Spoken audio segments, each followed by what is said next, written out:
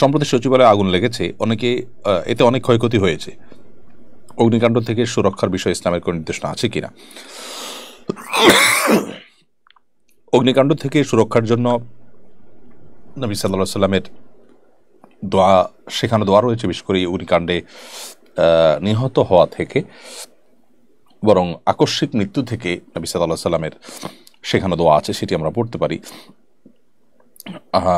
যেখানে আল্লাহ তাআলার কাছে পানা চাওয়া হয়েছে যে আমরা যেন উপর থেকে পড়ে যাওয়া, আগুনে পুড়ে মরা, পানিতে ডুবে মরা, আকস্মিক মৃত্যু থেকে আল্লাহর কাছে পানা চাই।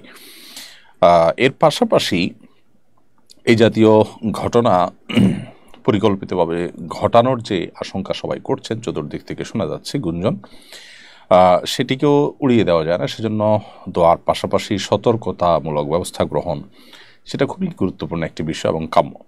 বিধায় সে বিষয়টিও সংশ্লিষ্টরা গ্রহণ করবেন বলে আমরা আশা করি। কৃষিকাজ